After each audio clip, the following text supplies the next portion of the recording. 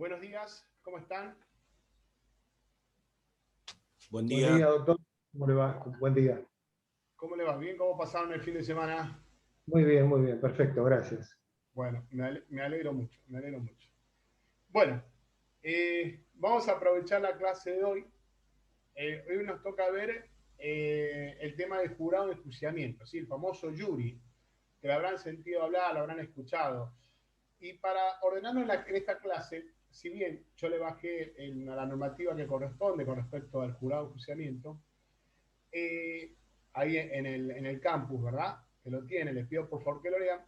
Tenemos que ser muy claros y tengan a mano la Constitución Nacional, Provincial, y por otro lado, una hojita para ir tomando notas, para llevar una guía. No, a ver, ¿qué entendemos nosotros cuando hablamos de jurado de enjuiciamiento? A ver, parecía que es algo que es lejos de nuestro sistema o que de repente decir, bueno, esto me enteré una vez o de alguna manera sé que a un juez lo destituyen o lo condenaron. Y nos hacemos un montón de preguntas. ¿Y cuál es el sentido del jurado de enjuiciamiento? A ver, ¿cómo es el mecanismo de esto? La sociedad, o sea, todos, necesitamos que se garantice el sentido de la justicia, ¿verdad? Llegar a una justicia, y esto genera un orden. Y sabemos que sí, por supuesto, que dentro del sistema hay, bueno, el juez, cómo actúa al impartir justicia, siempre va a actuar en el sentido de que tiene que garantizar, ¿sí? Garantizar el criterio de justicia, debe ser imparcial, independiente, debe manifestar los valores. O sea, siempre estamos poniéndonos en juego, como es la actuación del juez. Pero lo que apunta a la sociedad justamente es, dice, ¿de qué manera un juez? Porque pensemos que un juez es una persona. Puede tener errores, faltas, puede cometer delitos, ¿sí? Pueden pasar varias situaciones, no solo personales o en su función propia con la justicia, o situaciones ajenas, fuera del ámbito de su trabajo. Y eso pone en juego crea una cuestión susceptible de esa relación de lo que hace a la justicia. O sea, la pregunta que se hace el ciudadano, la sociedad, es decir, ¿este juez me está garantizando? ¿Es un buen juez? ¿Dónde se determina si este juez debe seguir en sus funciones? ¿Por qué es inamovible? Nos hacemos un montón de preguntas. Por eso yo quiero que ustedes vayan desarrollando, vayan tomando nota. Para impartir el criterio de la clase de hoy, vamos a dividir, porque si bien la clase anterior hablamos de la asignación de los jueces, ¿se acuerdan? Hablamos desde el punto de vista a nivel nacional y aplicamos la normativa, la ley que corresponde, tanto en nación como en provincia. ¿Se acuerdan que hablamos en nación, el artículo 114, por ejemplo, el Consejo de la Magistratura, o la designación de los jueces de la Corte Suprema, como se designa? ¿Se acuerdan de eso? Y había una ley especial que va a reglamentar, que va a regular la designación de los jueces. Lo vimos, como les dije recién, en nación como provincia. Pero ahora vamos a hacer la otra cara de la moneda, es decir, la remoción, la suspensión, de qué manera uno debe desafectar, debe sacar al juez. El Código de Procedimiento, por supuesto, el Código Procesal Civil y Comercial, si ustedes estuvieron, cuando se acuerdan, ¿ya vieron la parte de competencia, chicos? ¿Están viendo competencia? ¿Sí? Bueno. ¿Se acuerdan de las situaciones cuando se modifica o se pone en juego la competencia de un juez? Y cuando hablamos, por ejemplo, de la situación subjetiva, objetiva, seguro que lo estuvieron viendo, ¿sí? Cuando hablamos de ejemplo, cuando uno ve que el juez no garantiza, no es imparcial, se pone en juego que la recusación, la forma que tiene la parte de recusar a ese juez porque considera que no es imparcial, ¿sí? O el juez se debe excusar, ¿sí? Y después están los conflictos, el tema de la competencia, que seguro ya lo vieron en cuanto a territorio y demás, ¿sí? Pero para entrar en esta situación, o sea, siempre hay un resorte, que es decir, el juez está eterno ahí, debe estar aferrado a su sillón, digamos, desde el punto de vista de su ámbito laboral, el juez. Bueno, y acá empezamos a ver este tipo de mecanismos, estos resortes. Y el primer resorte, ahora vamos a dividir esto en dos partes, para que quede claro. Vamos a hablar en nación, y después vamos a hablar en provincia. Tal vez voy a hacer hincapié en el procedimiento a nivel provincial porque de alguna manera es lo que estamos vinculados acá en Mar del Plata, en la provincia de Buenos Aires. Pero hay dos formas, puede ser la institución, la remoción, después de nación y provincia. Entonces, para entender este criterio medular, digamos, vamos a tomar esta arista, primera arista que es en nación. ¿Hasta acá me escuchan bien? ¿Hasta acá van bien? ¿Sí? ¿Todo bien? Perfecto. Bueno, arranco nación. debo tener, al efecto del estudio, por supuesto, como le dije, la Constitución Nacional y la ley que es la 24.937 y la 26.080. Sí, es la misma ley para designación de los jueces inferiores. ¿Se acuerdan cuando hablamos de la 24.937? ¿Sí? Cuando era el artículo 114, que era el Consejo de la Magistratura. Esta ley establece para designación y también el criterio o el procedimiento para la remoción de los jueces en nación. La 24.937 y la reforma posterior, la 26.080 del 2006, que modificó cómo se integran los jueces, el jurisjuzgamiento y demás. Arrancando esto, tenemos que hacer un criterio de antecedente histórico, que siempre me gusta hablar un poco del antecedente histórico, cómo viene el jurado de juzgamiento. Y en nuestro país, el primer antecedente ya lo tenemos de la Constitución de la provincia de Buenos Aires en 1873.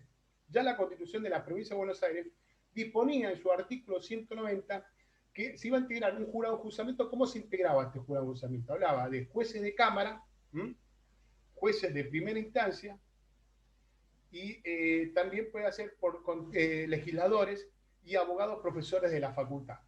¿Y la forma cuál era la instancia? Era acusar, cualquiera podía acusar, cualquiera del pueblo podía acusar por delitos o faltas.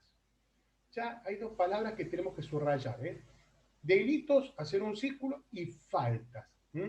Delitos y faltas en el desempeño de su función y ante quién? Ante un jury calificado. Este iba a estar, como le dije recién, antiguamente, este artículo del año 1873, iba a estar compuesto por diputados, legisladores, profesores de derecho y jueces de alguna manera calificados. En este momento, a diferencia de cuando hablamos del Consejo de la Magistratura con el jurado de juzgamiento, estamos hablando de dos conceptos que ponen en juego acá. Cuando hablamos de Consejo de Magistratura, hablamos de representación. Van a representar al Consejo de la Magistratura. ¿Se acuerdan? Era plurisectorial, que también había un representante por el Poder Ejecutivo, por miembros titular de los profesores de la Facultad de Derecho, legisladores. ¿Se acuerdan de eso? Lo que hace a la representación del Consejo de la Magistratura para designar un juez. En este caso, no hablamos de representación, hablamos de ¿qué? De integración. Acá se va a integrar el jury, acá se va a integrar este tribunal calificado. Entonces, ya tenemos un antecedente muy claro que era la provincia de Buenos Aires ya con la Constitución de 1873, que establecía cómo se integraba este jury de juzgamiento.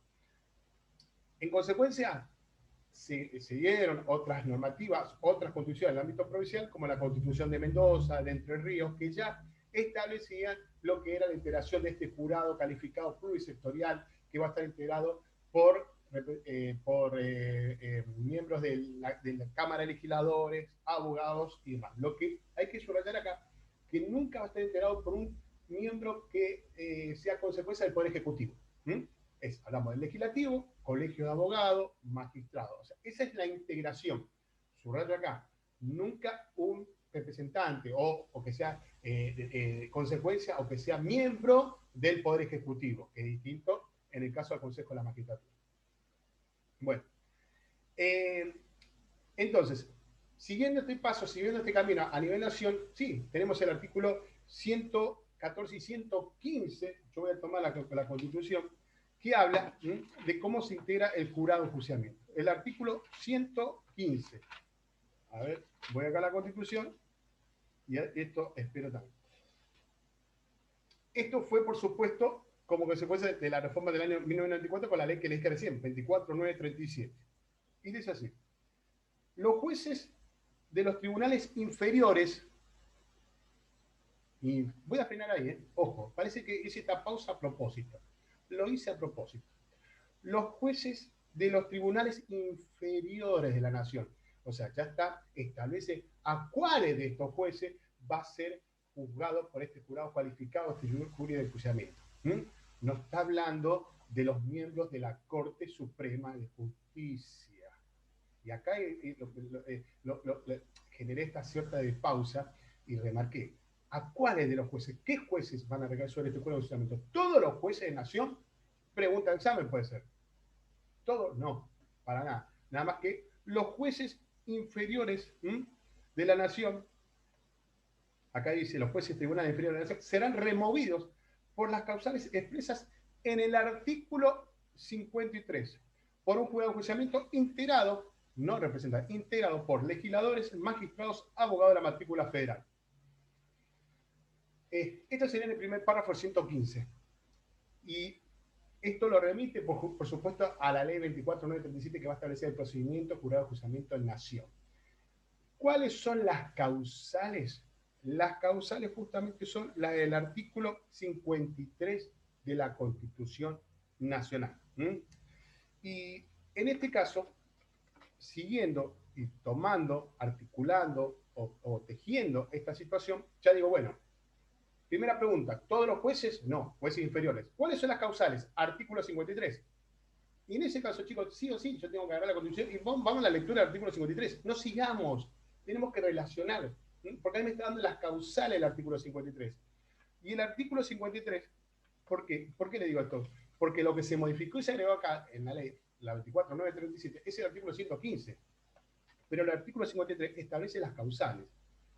Dice, y en este caso, tomando el título de la Cámara, justamente la segunda parte de la Cámara de Diputados, solo ejerce, es decir, en la Cámara de Diputados, el derecho, la Cámara de Diputados, el derecho de acusar ante el Senado al presidente, vicepresidente, jefe de gabinete de ministros, a los ministros, y voy despacio acá, y a los miembros de la Corte Suprema. Entonces, ya acá hay una distinción. Acá nos marca distintos campos. Es decir, ¿quién acusa? ¿Cómo va a ser el procedimiento para los jueces de la Corte Suprema? ¿Va a ser la pregunta por un jurado de acusamiento? No, no. Va a ser la misma forma que tiene el proceso de la Cámara de Diputados que va a acusar ante el Senado. ¿Quién? Así como se acusa al presidente de la Nación, al mismo Corte y a los miembros de la Corte Suprema de Justicia. A los miembros de la Corte Suprema de Justicia. En las causas, ¿cuáles? Ahí establece las causas de responsabilidad que se intenten contra ellos. ¿Por qué? Por mal desempeño, o por delito del ejercicio de funciones, o por crímenes comunes. Hay una cuestión de carácter taxativo acá. Mal desempeño, por delito del ejercicio de funciones o por crímenes comunes. Después de haber conocido en ella y declarado haber lugar a la formación de causa por la mayoría de las terceras partes o miembros presentes. Entonces, ya tenemos dos artículos acá que son importantes en el ámbito de la que hace a la remoción de los jueces en nación. Uno que apunta a qué jueces inferiores le cabe la remoción, el artículo 115 con la ley 24.937, y las causales son del artículo 53. Ahora, si yo me quedo con el respecto a las causales son las mismas para todos los jueces. No es que hay una causa nada más para los miembros de la Corte Suprema. Esa causal que establece el artículo 53 justamente es la misma causal para todos los jueces. Lo que pasa es que el proceso va a ser distinto. Para los jueces inferiores va a ser por medio de ¿qué? Del jury de juzgamiento, por un jurado calificado, integrado, por estos que van a ser por legisladores, abogados de la matrícula de edad. Ahora les voy a decir cómo se integra. Pero para destituir, remover a uno de los miembros de la Corte Suprema de Justicia, se establece, si bien las causales son también del artículo 53, se establece a través del sistema de qué? Del famoso llamado, en carácter sustancial, el famoso juicio político. Juicio político. Ese es el juicio político, porque era la forma de la Cámara de Diputados acusar ante el Senado a estos miembros. En esta situación, si bien, como le decía recién, que mantiene, o sea, el artículo 53 mantiene este carácter de acusación, tenemos que tenerlo acá y ir agregando estos conceptos, ir desglosando. Entonces, ya podemos decir que el jurado de juzgamiento es un órgano plurisectorial e incompleto y se compone por legisladores, magistrados y abogados de la matrícula federal. Y como les dije recién, se remite a qué? Este artículo 115, a esta ley especial que es la 24.937 o la 26.080. ¿Para qué? A los fines ¿qué? De designación o remoción o cómo se van designando, digamos, los miembros del jurado de enjuiciamiento. Ahora, la naturaleza jurídica del jurado de enjuiciamiento, la naturaleza jurídica del jurado de enjuiciamiento, a ver, un segundito, chicos, no me corten, por favor. Esperen un poquito que justo me están dejando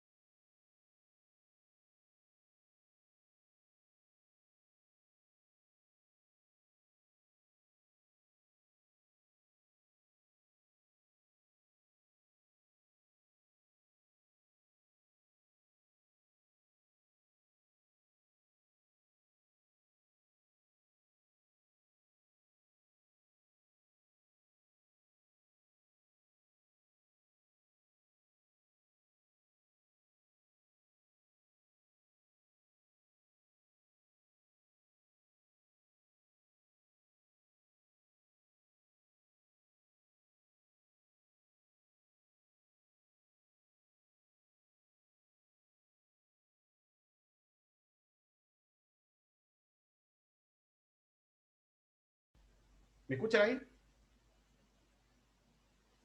¿Me Sí, escuchan sí, bien? doctor. Sí, doctor. Bueno, porque se había cortado recién. Las causales, les decía recién, son del juicio político, del artículo 53. Las causales, pero la forma, el procedimiento, no es hacia un tribunal de justicia, es un juicio de responsabilidad, carácter político, porque de alguna manera toman criterio mixto, es decir, si bien las causales son de juicio político, el procedimiento hace a un proceso común, ¿sí? Donde se debe notificar la parte, como dije recién, se debe establecer la garantía de defensa, ¿sí? Dar fundamento a la sentencia y demás. Las causales, como dije recién, son las que le dije el artículo 53 de la Constitución Nacional de 1853. Las causales, lo que modifica luego es el artículo, dije recién, se agrega por el año 1994, la 24.937, que es el artículo 115. Son taxativas, por supuesto, las causales, pero cuando hablamos de este tipo de causales, dentro de este proceso que si bien es contradictorio, como le decía recién, porque hay etapas bien definidas, esa etapa de acusación, donde hay un plenario, que es el Consejo de la Magistratura, y acá la pregunta es, bueno, entonces, si son las causales del artículo 53, el procedimiento es contradictorio, ¿cómo sería si para el juicio político de los miembros de la Corte Suprema es en la Cámara de Diputados la que acusa ante el Senado? La pregunta es, ¿cómo sería el procedimiento para los tribunales inferiores? Va la pregunta. Y ¿se acuerdan cuando vimos el artículo 114, inciso 5? ¿Qué decía? A ver, ¿alguien me lo puede decir para escuchar? El artículo 114, inciso 5, quinto. ¿Qué decía?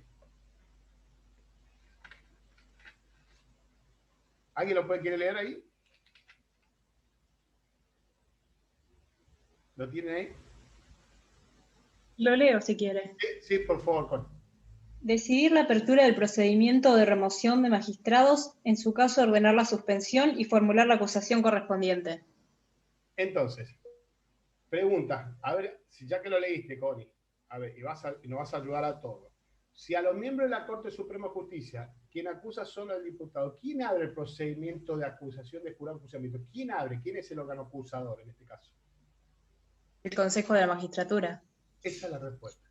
Que tiene justamente esta facultad de abrir. ¿Y se acuerdan cuando vimos que dentro del Consejo de la Magistratura estaba la Comisión de Disciplina? ¿Se acuerdan que previo a eso hay una Comisión de Disciplina que establece si se dan los elementos para qué? Para remover, suspender a un juez por falta o delito. Entonces, quien pone en movimiento acá en el Nación, ¿y por qué digo ojo? Porque cuando vamos a ir un poco provincia van a ver que es distinto el sistema. Si bien la finalidad, el objetivo es el mismo, en Nación y provincia es distinto el procedimiento. En Nación, órgano acusador que inicia el procedimiento justamente es el Consejo de la Magistratura, que lo dice, hizo lectura con recién. Decide la apertura del procedimiento de remoción de magistrado, en su caso, ordenar la suspensión y formular la acusación correspondiente. La acusación correspondiente.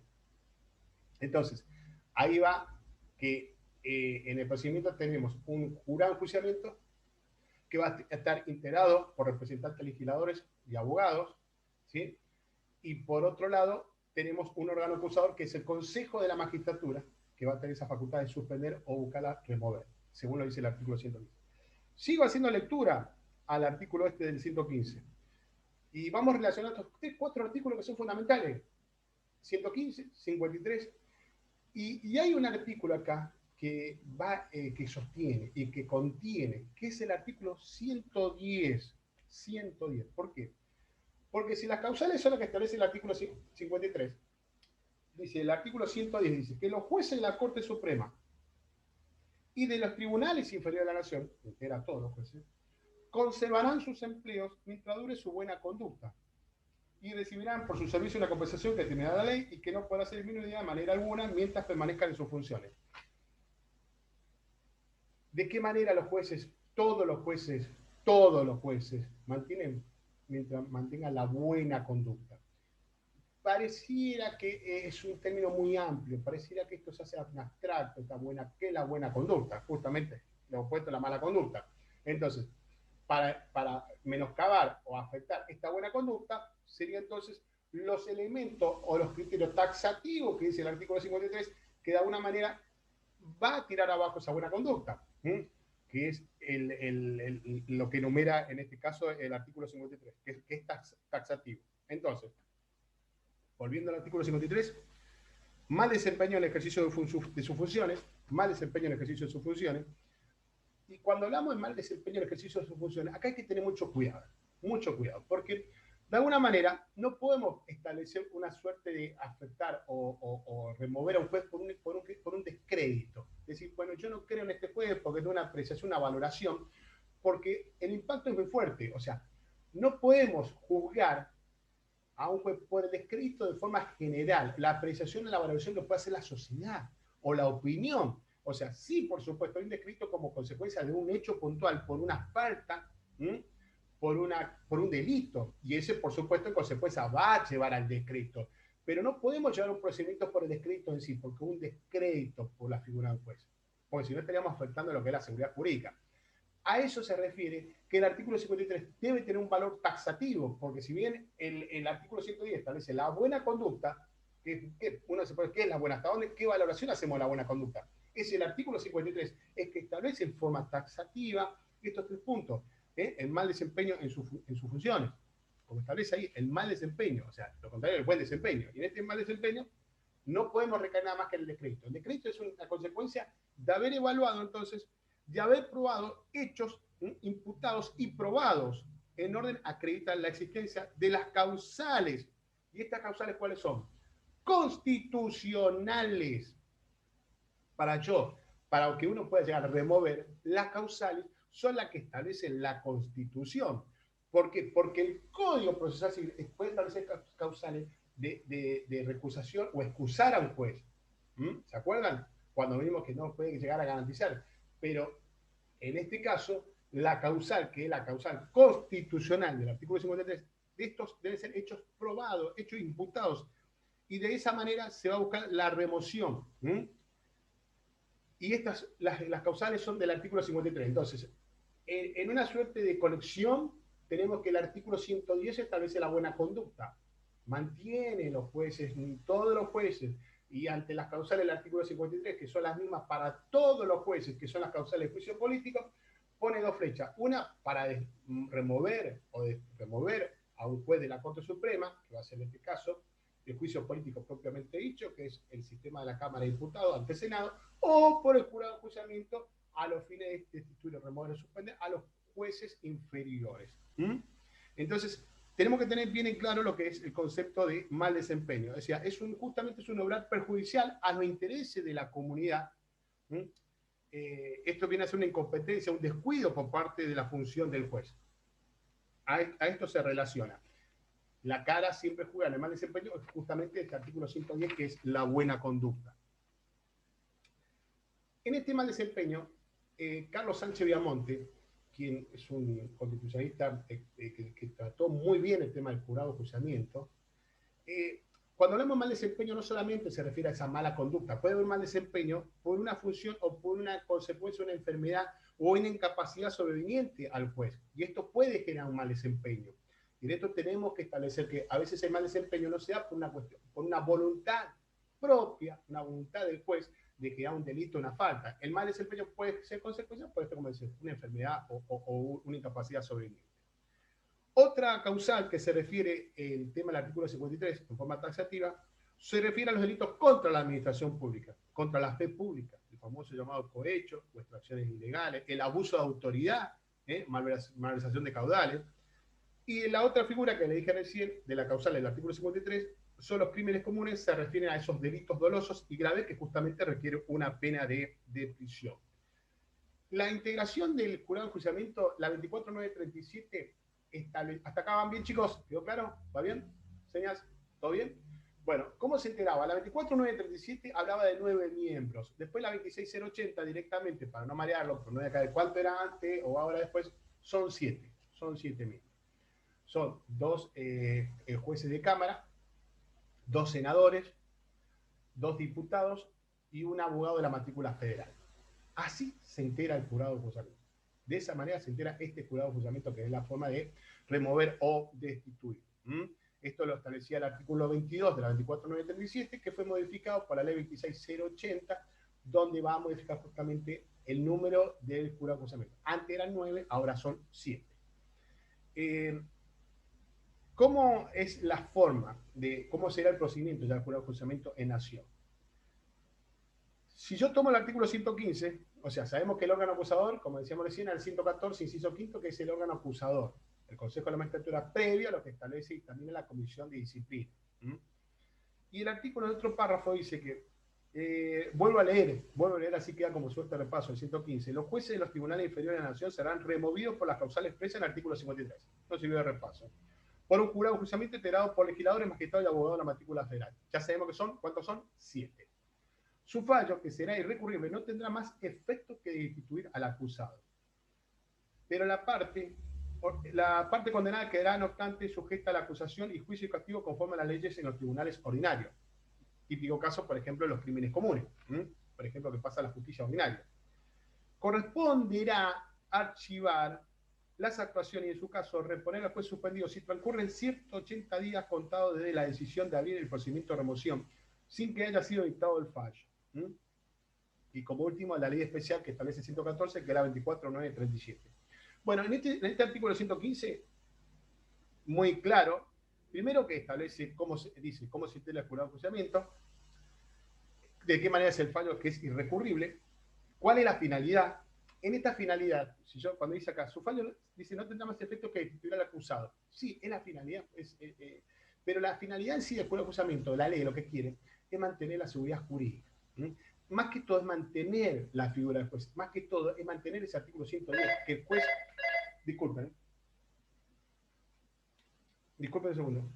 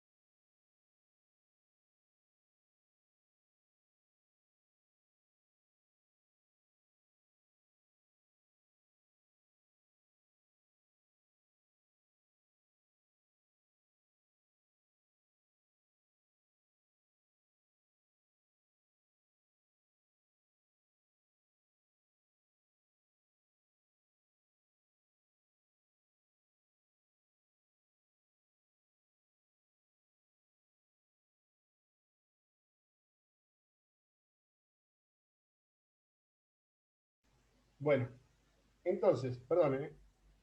¿Duda hasta acá, chicos? ¿Alguna duda? Sergio, Connie, Lourdes. Doctor, yo quisiera saber si puede, por favor, repetir quiénes son los integrantes del jurado de enjuiciamiento en Nación. Los 7 miembros, por favor. Son 2 representantes de la Cámara de Senadores, 2 de la Cámara de Diputados, 2 jueces de Cámara y un abogado de la matrícula federal. Lo que decía recién cuando estaba haciendo lectura, ¿quedó, Sergio? ¿Sí? Sí, gracias. Muy amable. Bueno, lo que decía recién en el artículo 115, la figura, o sea, es mantener, o sea, no es que está buscando, no es no tiene naturaleza penal, digamos, la figura del jurado de enjuiciamiento, no busca destituir, no es que estás persiguiendo constantemente, al contrario, lo que busca es mantener la figura del juez, es justamente mantener la seguridad jurídica. Entonces, pero tiene todos los elementos para articular que en caso, por las causales, destituir o remover o suspender. O sea, siempre se busca, no es que inmediatamente ante una duda. Por eso yo le decía recién lo del descrédito. No podemos estar persiguiendo a un juez porque creemos que hizo algo. No. Y las causales son las que establece el artículo 53. No obstante, en caso de quedar a una de las causales, como los crímenes comunes, por supuesto pasará a los tribunales ordinarios. Tiene todo si bien la normativa, en cuanto a los plazos, toma el criterio del Código de Procedimiento Penal para establecer ciertas cuestiones, reglamentar el proceso de jurado de enjuiciamiento, de la forma que se va a establecer. Y acá hay algo importante, que hay establece un plazo de caducidad. Que el plazo de caducidad son 180 días desde el momento que inicia el procedimiento de la acusación del artículo 114, inciso quinto, donde el Consejo de la Magistratura decide abrir el procedimiento, y si no se dicta un fallo dentro de los 180 días, si no hay un fallo, hay un plazo de caducidad, se archivan las actuaciones y el juez vuelve. Justamente eso, es muy claro esto, porque lo que está buscando, que esto no quede en eterno, que no quede en forma inestable, que esto se tiene que resolver en un plazo, y establece este plazo de caducidad que son los 180 días que establece la Constitución Nacional. Entonces, el 115 ya no está marcando un procedimiento. No habla de la alteración. Sí. ¿Cómo, Ron? 180 días a partir de cuándo? A partir, fíjate, lo dice, si transcurren 180 días contados desde la decisión de abrir el procedimiento de remoción. Y la pregunta, ¿cuál es, Romy? ¿Quién abre el procedimiento de remoción? El Consejo de la Magistratura. El artículo, ves que te lleva al artículo 114 y se hizo quinto. Entonces, cuando se inicia, hay una causal, porque lo establece el artículo 53, por mal desempeño, crimen o delito del ejercicio de sus funciones, se inicia este procedimiento, se abre, la comisión establece esa comisión de disciplina, el Consejo en pleno dice, establece, bueno, se va a abrir, se integra este jurado de enjuiciamiento con estos 7 miembros, pero a partir de que se inicia el procedimiento hay 180 días, un plazo de caducidad. Si en esos 180 días no se dicta un fallo, se archiva la actuación. No puede quedar en esto, un juez tiene que quedar diciendo, y pasaron 5 meses y no sé qué pasó. No, porque si se busca mantener la seguridad jurídica, garantizar el sistema judicial, no podemos estar persiguiendo a un juez en forma de talón, porque no. Entonces, la Constitución establece. Acá, ya con esto, tenemos 3 artículos importantísimos que van a garantizar el sistema de procedimiento de libre juzgamiento. Repaso. 115, 114, inciso 5, de la acusación, el artículo 110, que establece la finalidad, la buena conducta, y el artículo 53, las causales. ¿Ok? Y de qué manera, si se destituye a un juez de la Corte Suprema o a los jueces inferiores.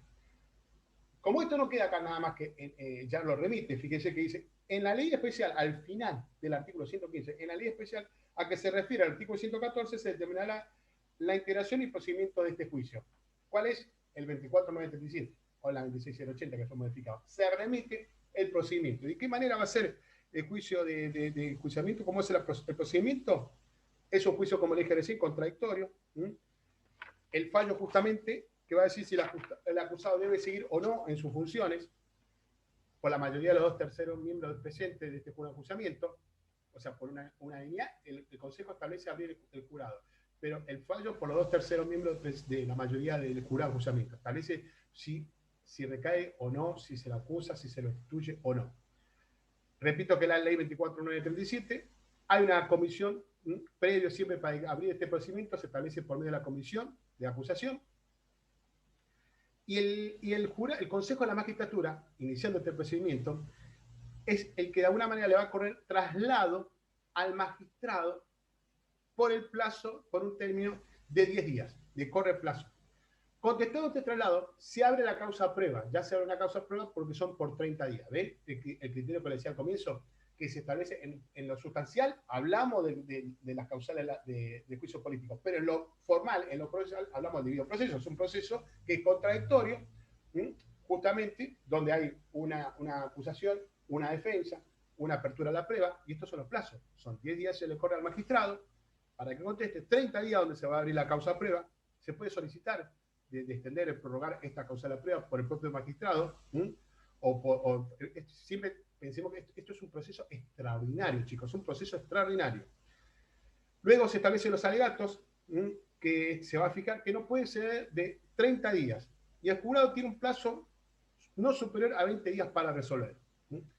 El único recurso que hay es la aclaratoria, que se debe interponer a los 3 días de notificado. Y es decir, que la sentencia dictada por el jurado de enjuiciamiento es irrecurrible. No teniendo, ¿cuál es la finalidad? Es la destitución y en consecuencia, es decir, la inhabilitación. Y ahí se le va a correr traslado al Tribunal de Cuentas, se le sacan los sueldos y los saberes y demás. Esto sería, digamos, lo que hace a Nación, para entender. O sea, le dio un pantallazo. ¿Cuál es la norma fundamental? La normativa del punto de vista constitucional, el articulado de la Constitución Nacional, la ley especial, el procedimiento, cuál es la finalidad y demás. Ahora, en estos, ¿podemos pasar a provincia? Pasamos a provincia para que ustedes, no quiero que queden dudas, porque si bien la finalidad misma, el procedimiento es distinto en provincia. Y dejé provincia al final y hacer hincapié en algunos puntos, lo que hace a provincia. Le decía ayer, consecuencia de que estamos en Mar del Plata y de alguna manera lo que nos puede llamar o nos puede estar haciendo más sonido, más ruido, es un procedimiento en la provincia de Buenos Aires. Bueno, la ley, si bien, sí, uno tiene que arrancar, por supuesto, con la Constitución de la provincia de Buenos Aires, así como hicimos con el artículo 115, en provincia tenemos el artículo 182. A suerte de lectura, de 182 a 188, porque la Constitución establece muy bien el procedimiento, cómo es el procedimiento del jurado de enjuiciamiento. Y dice el artículo 182, provincia. Los jueces de la Cámara de Apelación y de Primera Instancia y los miembros del Ministerio Público pueden ser denunciados o acusados por cualquiera del pueblo. Este antecedente ya se lo dice con la Constitución de la provincia de 1873. Se le dijo, cualquier pueblo podía denunciar. Por delitos o faltas cometidas en el desempeño de sus funciones.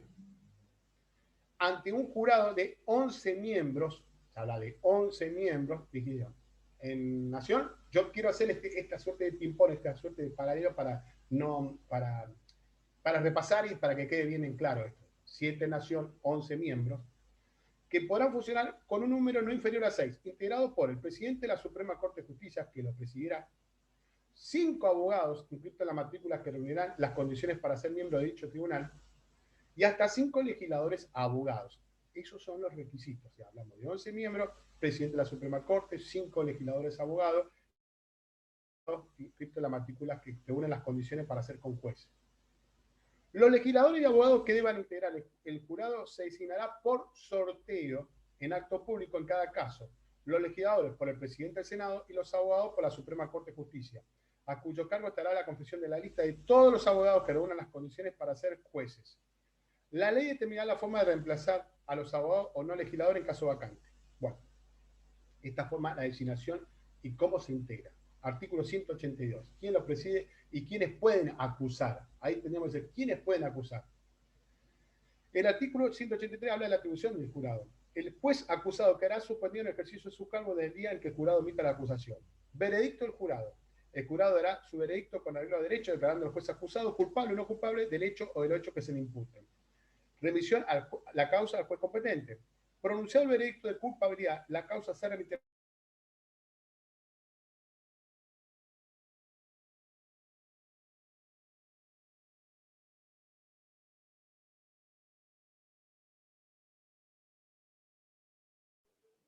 ¿Se tildó?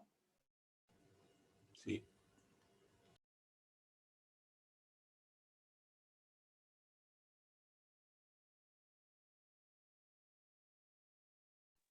¿Se tildó, doctor? No pasa nada.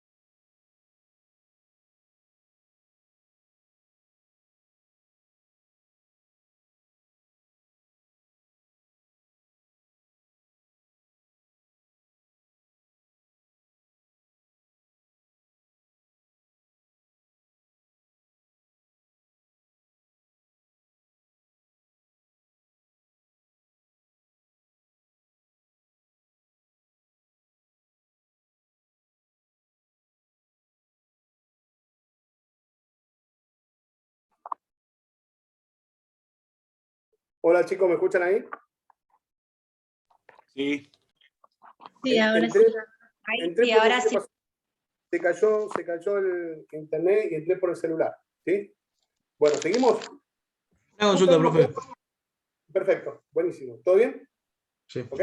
Buen día. Bueno, el 182, la ley determinará el modo y forma cómo debe ser nombrado y removido la duración del periodo de los demás funcionarios que intervengan en juicio. Es decir, la Constitución de la provincia de Buenos Aires es, tal vez no digo que sea más amplia, tal vez una forma de procedimiento, el veredicto y demás, pero se remite a una ley especial que es la ley 13.661. Repito, 13.661, que es esta ley especial. Distinto a, como decíamos recién, en Nación, que era la 24.937 y la 26.080. Acá, en provincia, estamos hablando de la ley 13.661.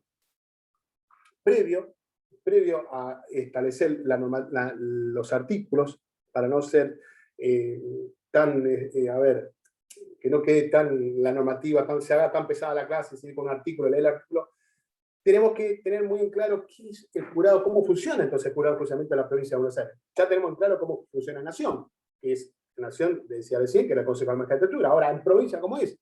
Bueno, este artículo nos dijo muy bien el artículo 182 de la Constitución Provincial, tiene sus antecedentes y establece esta reglamentación que es la ley 13.661. La función que tenemos que destacar acá es distinto, ya voy a decir que es distinto a Nación. La forma de acusación es distinta. ¿Por qué? Porque, ¿de qué manera funciona? Sí, por supuesto, tiene esto, el jurado de enjuiciamiento, como cualquier jurado, tiene raigambre constitucional. Ya, como decía recién, la Constitución de la provincia de Buenos Aires, ya en su artículo, era pionera, siempre fue la Constitución de la provincia de Buenos Aires, fue pionera del sistema de jurado de enjuiciamiento. Pero acá, yo voy a manejar esto en base a ciertas preguntas. Y la primera es, si pongo un número para hacer un seguimiento en esto, decía, ¿cuál es el sistema? Pongan, sistema. Si ustedes tienen una hojita ahí, pongan primero sistemas. Para hacer una suerte de repaso en provincia de Buenos Aires. Y el sistema que dice que cualquiera del pueblo puede denunciar a los magistrados inferiores. Es decir, que los miembros de la Suprema Corte de Justicia va a ser como el sistema parecido a Nación, igual al juicio político, diputado ante el Senado. En este caso no, habla de los miembros inferiores. Por un jurado que va a estar integrado por ¿cuántos? Por 11 miembros. Esto lo preside el presidente de la Corte Suprema, de la Suprema Corte, perdón, con jueces de la matrícula del Colegio de Abogados y legisladores de abogados. Es decir, que va a haber un sorteo, se va a hacer un acopio de esta cantidad para tener latente quiénes van a ser los que van a integrar el jurado de enjuiciamiento. Ahora, la denuncia, por supuesto, es un proceso. Pregunta 2. Ya tenemos bien el sistema, lo que dice la Constitución y la ley 13.661. Las causales son 2. Lo dice el artículo 182. Faltas y delitos. Y acá la ley establece una cuestión muy clara, es muy preciso en esto, porque establece 2 tipos, la ley lo dice muy bien, dice falta. ¿Y cuándo hablamos de falta? Cuando, por ejemplo, en el caso de un retardo injustificado del juez, o cuando hablamos de los jueces, de los vicios que tiene el juez, los vicios en el juego, o la habitualidad en los juegos, que son muchas causas, son más casi como 20 causas faltas, digamos, son faltas, las causales. Y en este caso, sí, lo que se busca, que puedes generar esta falta dentro, lo que hace dentro por esta falta en el ejercicio de la función. O sea, son faltas que dentro del ejercicio de la función pueden generar una denuncia y pueden buscar la destitución, la remoción de este juez. La ley, como le decía recién, que hace esta distinción de causales de faltas, habla de los delitos. Y en este caso, sí, son casi los delitos que establece en Nación el artículo 53. Estos delitos son propios del mal desempeño. ¿Qué estos delitos pueden ser? Dentro o fuera de la función judicial. Dentro o fuera. Es decir, dentro de la función, por ejemplo, sería que lo que busca de alguna manera esa suerte de desafuero, el jurado de enjuiciamiento, el prevaricato, es decir, no, este juez que no actúa en base a lo que establece la norma, que es indiferente, que genera intereses, o hay un cohecho, o hay abuso de esta autoridad. Son delitos dentro de esta función. Y ahí se va a poner en movimiento estas etapas del procedimiento de enjuiciamiento para, de alguna manera, llegar a la finalidad que es el desafuero. Es un delito dentro de la función, dentro de la función del juez. Ahora, pueden haber delitos fuera de la función. Y en este caso, el tratamiento es mucho más rápido, porque directamente este jurado es convocado, se convoca, y por medio del presidente de la Corte de Justicia, a los fines de destituir. Por ejemplo, ya es público conocimiento que un juez cometió un delito tipificado en el ámbito penal. Un juez que mata, un homicidio, es decir, o sea, que se va a ir un procedimiento, no, directamente es un delito que está fuera de su función es un delito, pero el tratamiento es mucho más rápido. En cambio, los delitos que son delitos, que establecen delitos graves, dentro de la función, ahí sí se abre esta etapa de procedimiento. Lo que tenemos que tener claro acá es la causal, porque lo dice la Constitución Nacional. Esta causal habla de dos tipos de causas. Causales, faltas y delitos. Faltas dentro de la función, que son muchas faltas, como le dije recién, y los delitos que pueden ser fuera o dentro de la función. ¿Quedó claro esto? Bueno, el otro punto, el tercer punto. Entonces, si yo le pongo al comienzo el sistema, segundo, cuáles son las causales, el tercer punto. Finalidad. Se lo comenté al comienzo de la clase con respecto a nación. La finalidad no tiene naturaleza penal, no persigue la sanción del magistrado, del castigo. Lo que busca, persigue, y yo hago bandera también, lo que dice el artículo 110 de la Constitución Nacional, esta buena conducta, es mantener la salud de la justicia. Eso es lo que busca la ley. Esa es la finalidad del jury. Es mantener, que se sabe que hay un jurisjudiciamiento que es mantener la salud de la justicia. Y en este caso es separar al magistrado que no tiene esa conducta adecuada en base a sus funciones, ya sea por los delitos o por la falta. Si en este caso comete un delito, por supuesto va a pasar a la justicia ordinaria, al ámbito penal. El cuarto punto, la cuarta pregunta es, ¿cuándo de alguna manera se lo puede separar al magistrado? Si es durante el proceso o al final del proceso, o antes del proceso. Y acá hay segmentos muy claros. ¿Me escuchan bien ahí, chicos? ¿Me escuchan bien? Sí. ¿Todo bien? Perfecto. Hay segmentos muy claros. Está primero la denuncia, ¿sí? Se trata de una primera reunión que establece el jurado, el jury. Acá el jurado se convoca, se reúne y decide si este jurado tiene jurisdicción y amerita realmente abrir, si decide abrir este procedimiento extraordinario. ¿Sí? Si inicia, hay una denuncia, se convoca a este jurado de 12 miembros y dice, bueno, ¿amerita abrir un juicio contra este juez, sí o no? Si considera que sí, este procedimiento extraordinario, ahí, y acá voy despacio, esto lo eleva y lo presenta ante la Secretaría Permanente del Jurado de Enjuiciamiento. Repito, 3, ante la Secretaría Permanente del Jurado de Enjuiciamiento. Quien es el secretario del Jurado de Enjuiciamiento es el doctor Jiménez, creo que sigue siendo el doctor Ulises Alberto Jiménez. Esta Secretaría Permanente del Jurado de Enjuiciamiento, que funciona en La Plata, fíjense, ya no estoy hablando del Consejo de la Magistratura como hablé en Nación, no estoy hablando del 114 inciso 5, estamos en otro ámbito, en otra situación, en otro desarrollo. Entonces, esta secretaría hace que la instrucción del sumario, y una vez que hace el sumario, que está terminado, inicia el expediente, pone la causa, el título, toma, sí, realmente es que va a ser el que va, la forma va a actuar como justamente el secretario, va a velar por este expediente, notificar. Justamente hace la notificación que va a hacer a quién, hace la notificación a los posibles acusadores, es decir, acá se inicia una denuncia, y sí o sí la Secretaría tiene que notificar a los acusadores. ¿Quiénes son los acusadores? La Procuración de la Corte, la Comisión Bicameral, los particulares, si hubiese, el Colegio de Abogados. Estos pueden o no acusar. Si nadie acusa, si ninguno acusa, se archiva el jurado. Es decir, que en este sistema de proceso de los segmentos es denuncia, se convoca el jurado de enjuiciamiento para ver si si amerita abrir o no, si tiene jurisdicción sobre esta causa. Si tiene posibilidad de jurisdicción, la presenta a la Secretaría para que establezca el sumario, se establezca el expediente, y de la Secretaría es justamente la que va a notificar a los acusadores. Luego, en esta etapa, si alguien acusa, justamente esos acusadores van a actuar lo que hace, digamos, el fiscal, lo que actuaría un fiscal en un juicio común. El punto quinto, vamos al punto quinto, entonces serían los segmentos. ¿Cuáles son los requisitos de la denuncia? Como pregunta, requisito. No deben ser anónimas. Primero, hay dos accesos. ¿Cómo se establece esta norma? Hay un acceso que va directamente que es al sistema dentro del sistema de enjuiciamiento, perdón, que es un medio que lo establece la Secretaría Permanente de Jurado de Enjuiciamiento y Funcionarios, de jueces y funcionarios.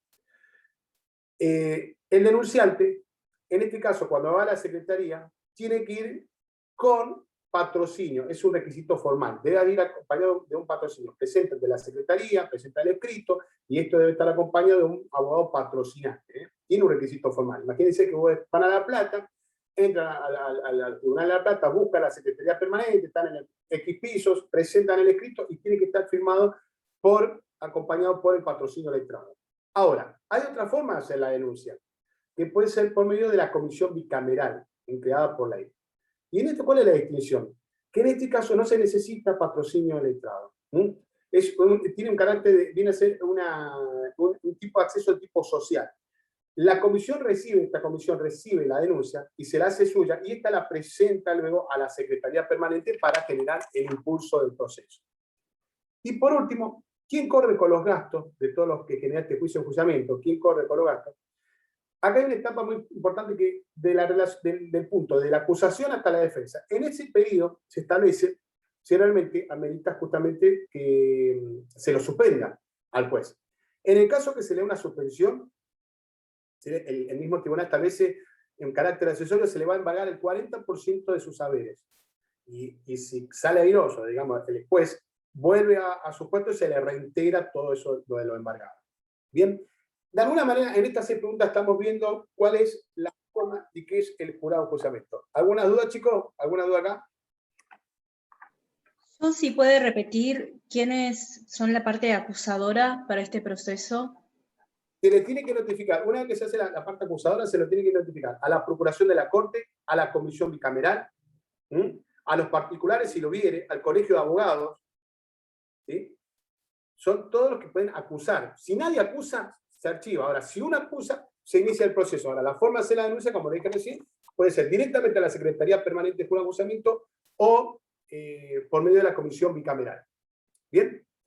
Bueno, y esto un poco terminando, a ver, acá terminando este punto del jurado de juzgamiento, porque ya, a ver chicos, aguárdame a ver si, esperen, aguárdame un segundito. A ver si puedo entrar porque prefiero verlos por... Aguárdame un segundito porque estoy entrando por la compu ahora.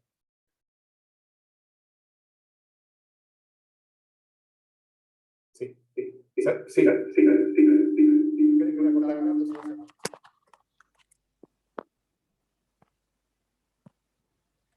¿Me escuchan ahí?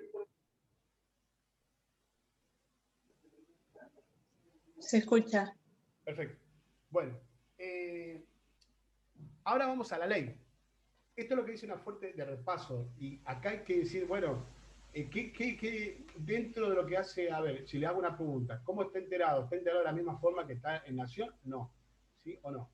¿Cuántos miembros son? ¿Qué pasa? No importa, me contesten ahí. ¿Cuántos son? 7 para Nación y 11 para provincia. Listo. Para provincia. Otra pregunta que le voy diciendo. ¿La denuncia es igual a Nación? ¿Quién pone en movimiento? ¿Qué órgano importante va a estar se pone en movimiento acá? Lo remarqué varias veces yo. La magistratura. Colegio de la Magistratura de Nación. ¿Cómo? Pero en provincia. En Nación, ¿quién es el órgano acusador? Perfecto. Bueno. Bien, pero en provincia, ¿qué órgano va a poner en movimiento, va a armar el sumario, va a notificar? ¿Qué órgano importante acá va a ser? ¿Quién recibe La Secretaría Permanente. Bien. Bueno, eso es una forma formal de recibir la denuncia, pero se puede hacer, les pregunto, y en ese caso, si yo tengo que hacer la denuncia, lo tengo que hacer por medio acompañado de un patrocinio letrado, es formal, ante la Secretaría Permanente, ¿sí? Pero les pregunto, ¿yo puedo hacer una denuncia sin patrocinio letrado? Voy a La Plata, me olvidé, me olvidé, no acompaño un patrocinio, quiero hacer una denuncia como particular, cualquiera, vengo a denunciar a este juez. Uy, pero no traje ningún patrocinio, ¿la puedo hacer sí o no? Sí, No. si no cuenta con patrocinio letrado, la puede hacer en la comisión bicameral. Exactamente. Exactamente. La comisión bicameral, cuando yo hace la denuncia, la hace suya y ahí la eleva a la Secretaría Permanente. O sea, que es del punto de vista social esta denuncia. La otra es formal. La formal es esa, ¿sí? Que luego tengo que ratificar. ¿Quedó ese punto? ¿Quedó? El tema del embargo y demás. Ahora nos vamos a meter un poquito más en la ley. ¿Qué dice la ley en provincia? Le voy a leer algunos de los artículos. Vamos a hacer lectura. La ley de la 13.661 que está reglamentando en la figura este órgano constitucional, provincial, plurisectorial, integrado por 11 miembros. Y, a ver, un segundo.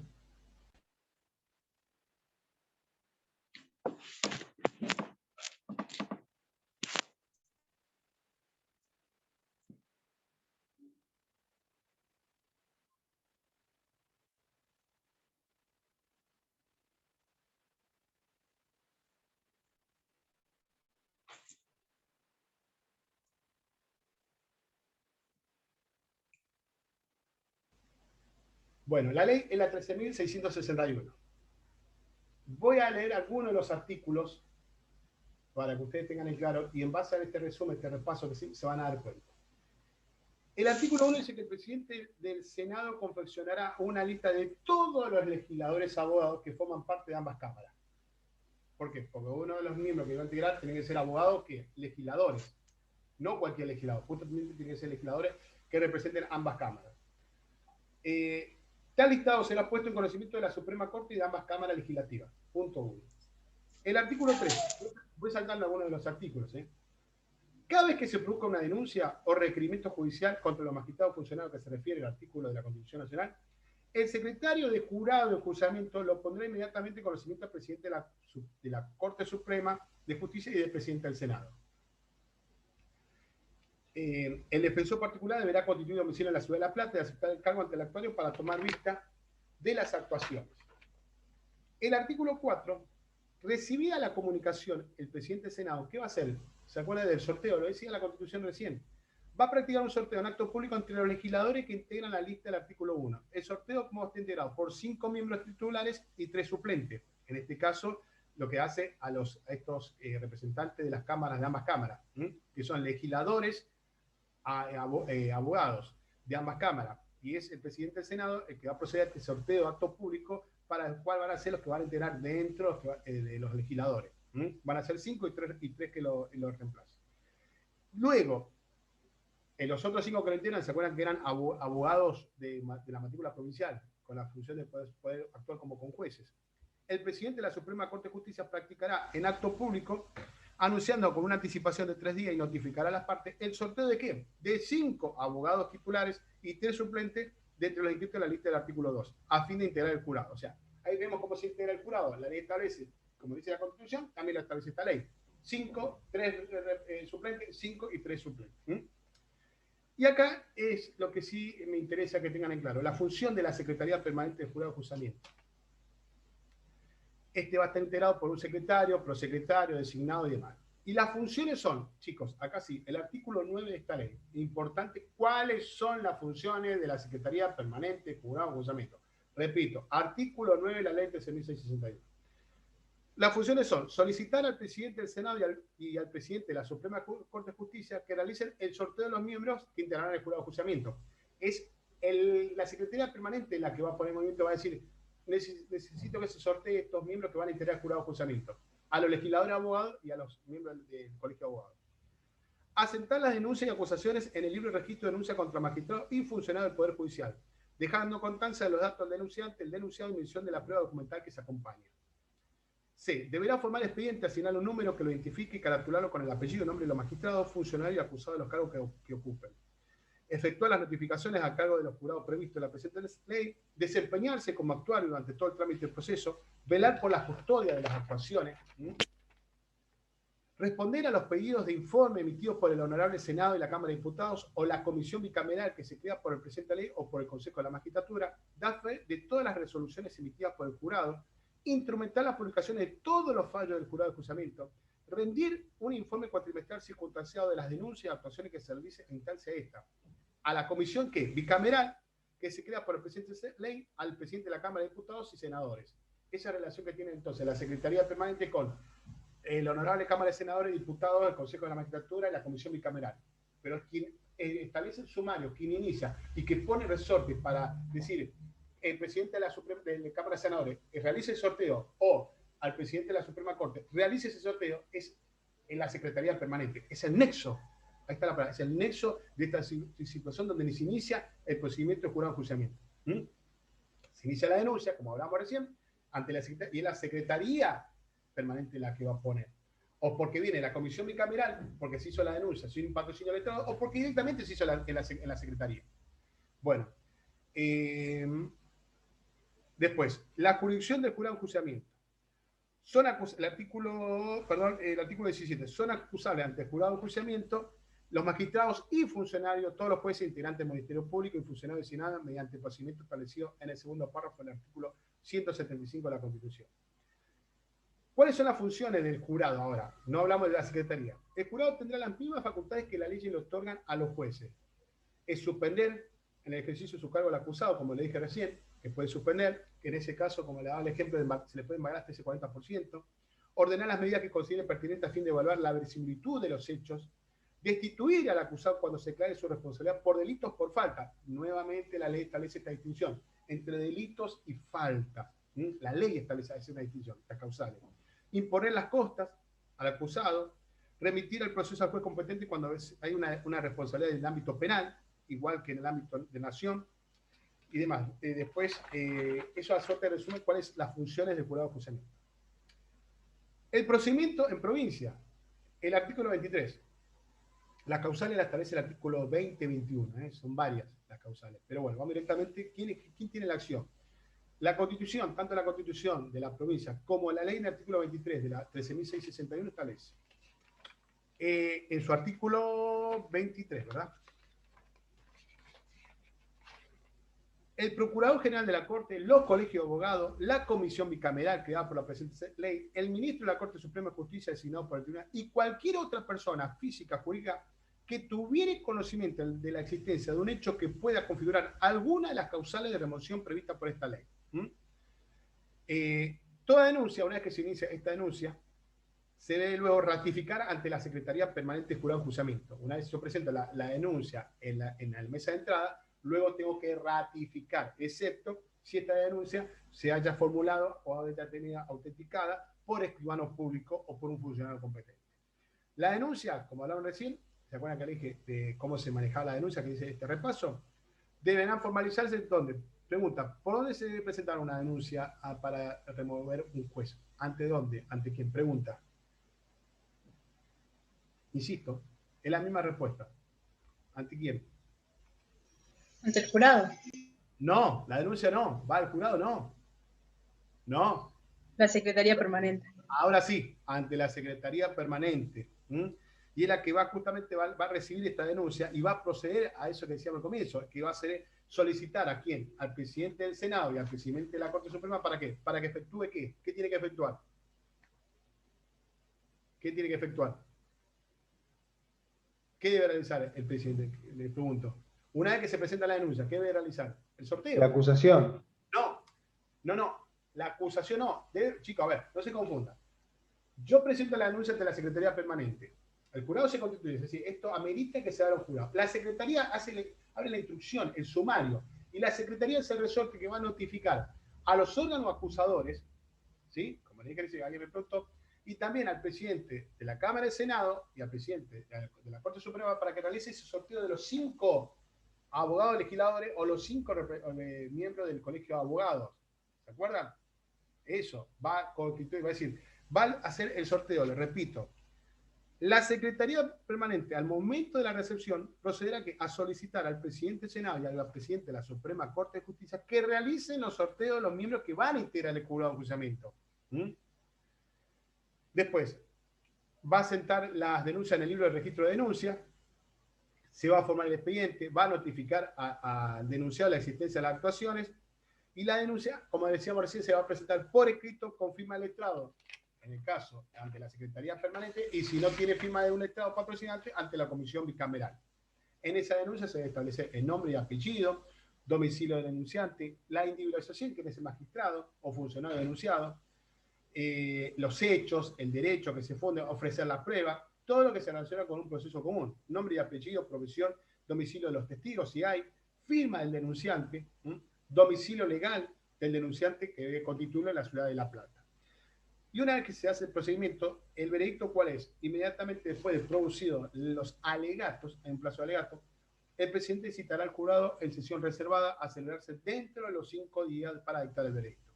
El jurado va a apreciar las pruebas conforme a las reglas de las libres convicciones y si el veredicto fuera de culpabilidad no tendrá otro efecto que disponer que la remoción del enjuiciado y la inhabilitación para ocupar adelante otro cargo judicial. Si la remoción se fundara en hechos que pueden constituir delito de acción pública, se dará intervención entonces a la justicia penal ordinaria. ¿Qué dudas hasta acá en provincia? ¿Qué dudas tienen, chicos? Acá, con esto, ya vimos entonces lo que es el Consejo de la Magistratura y lo que es el tema de remoción de los jueces, ¿verdad? Remoción de jueces en nación y provincia. Queda un punto más, ya la clase que viene vamos a ver los criterios de jueces, el criterio de garantista o demás, que hay un punto que se lo dejé ahí en el campo, ¿sí? Y vamos a empezar a hablar de procesos. ¿Qué otra cosa? ¿Qué dudas tienen con respecto a esto, chicos? ¿Escucho? No, yo tengo una duda, pero es para quedarme yo tranquila. ¿Esta ley tuvo alguna reforma? Porque el código de procedimientos que tengo yo tiene las leyes y es del 2013. Sí, ahí modifica en base a algunos puntos de interacción, hay decretos, digamos, acordados con respecto a la Corte y demás. Pero lo medular es esta ley, ¿Mm? Lo que le decía recién, para la próxima clase vamos a ver también repasar o leer la caracterización de la función judicial, la postura activista y garantista, para también empezar a hablar lo que es el proceso. Que este punto que de la bolilla, un punto 1 de la bolilla 4, que quiero que yo se los baje eso. Pero, a ver, lo que tiene que tener acá claro, cuál es la diferencia, digamos, o la finalidad del jurado de juzgamiento, cómo se integra y cuál es el procedimiento. ¿Cuál es el procedimiento? Y cuáles son las causales. Y a qué jueces se los puede remover o instituir. Eso tiene que tener claro, chicos. Tanto nación o provincia. La confusión está cuando me dice, el jurado de juzgamiento puede instituir a todos los jueces, tanto de la Corte Suprema como jurado. Mal. Las causales, y no hay causales, no, cualquier causal. Tienen que saber cuáles son las causales. ¿Comprenden? ¿Cómo se integra? ¿Quién lo preside? ¿Qué función tiene la Secretaría? Les voy tirando estas preguntas. ¿Cuál es la función de la Secretaría Permanente de Jurado de Juzgamiento? ¿Cuáles son propias las funciones del jurado de juzgamiento? ¿Cuáles son los plazos del procedimiento de nación? Todo esto. ¿Quedó? Lo que estuvimos viendo en la clase. ¿Qué otra duda tienen, chicos? Una consulta, profe. ¿Cómo me ibas a preguntar algo, Ulises? Sí. No me quedó claro la parte en la que el jurado de enjuiciamiento veía la jurisdicción, porque de ahí tengo notado que derivaba a la secretaría. Bien, lo primero que... Está bien. ¿Qué significa? Cuando se inicia una denuncia, primero se va a convocar el jurado de enjuiciamiento. El mismo jurado se convoca para ver si amerita y si tiene jurisdicción, sobre todo, porque para ahí hay una cuestión que se abre la secretaría, no es que de forma automática, o sea, primero no, el jurado de enjuiciamiento se convoca y dice, sí, nosotros tenemos jurisdicción para resolver esto, no es que está dando un veredicto, ¿entendés? Entonces, sí, tenemos jurisdicción, porque es una falta a la vez, o es un delito. Bueno, si da el ok, ahí lo pasa a la Secretaría Permanente para que inicie el expediente y notifique. Pero previo a esto, cuando se hace la denuncia, inmediatamente se convoca al jurado de juzgamiento, al miembro, para decidir si tienen jurisdicción para resolver esto. No es que le están dando una resolución en forma inmediata. ¿Me seguís? Es como que anticipa al procedimiento del jurado de juzgamiento. Es decir, sí, amerita abrir, dice el jurado de juzgamiento. Amerita. Bueno, entonces la Secretaría Permanente es la que inicia este trámite desde el punto de vista, por decirte, administrativo, de notificar a los órganos acusadores y también dándole lugar a quién, al presidente del Senado como el presidente de la Suprema Corte para que se haga ese sorteo o no. Pero primero se convoca ya O sea, por eso no me había quedado claro por qué se sortea si se forma ante el jurado. Eso No, porque queda está convocado, perdóname, está convocado, ¿sí? Está convocado, se hizo el sorteo, perdóname, no. Y está bien lo que me estás preguntando, dice Fernando. Se hace el sorteo, se convoca, y lo que se hace es, ¿cómo se llama? Es notificar a los órganos acusadores, perdóname, a eso. Te lo mezclé, disculpame, dice, es así. Se hace el sorteo y después se ve la jurisdicción. Exactamente. O sea, el paso sería así. Denuncia, ¿verdad? Entra la denuncia, Sí. se cuenta que entra la denuncia a la Secretaría Permanente, hagamos en cuenta, o a la Comisión Bicameral. Se convoca, se establece el sorteo, ¿verdad? El sorteo. Se convoca el jurado de enjuiciamiento. Este jurado de enjuiciamiento, sí, tenemos jurisdicción. Entonces dice, bueno, le dice a la secretaría, bueno, notifique a todos los órganos acusadores, a todos. ¿Entendés? Porque la denuncia por ahí la hizo el colegio de abogados, pero tienen que notificar a todos los órganos acusadores. ¿Entendés? Entonces, una vez que notifica a los órganos, ¿qué pasa si después dice, no, mira, no seguimos con la causa o no? Se desarchiva. Pero puede integrarse y puede sumarse a esa acusación, por ejemplo, que la acusación la hizo el colegio de abogados y se suma a esa acusación un particular. ¿Comprendés? ¿Sí? ¿Quedó, Ulises? Muchas gracias. No, perfecto. ¿Alguna duda? ¿Algo más, chicos? Bueno, ¿cómo van con los otros temas? ¿Cómo lo van llevando? De los temas que di, les pido por favor, lean la parte de naturaleza jurídica, concepto de derecho procesal, los elementos del derecho procesal, consejo a la magistratura, remoción de los jueces, externación y provincia, tener en claro. Para ya la próxima clase ya entramos en el proceso y lo que les quiero explicar, lo de la función, la postura activista y garantista. Bueno, ¿alguna otra duda? ¿No? Bueno, damos por finalizada la clase. Que tengan una excelente semana. ¿Ok? Gracias, doctor, igualmente. Igualmente, muchas gracias. Adiós. Buenas tardes. Gracias, doctor. Gracias.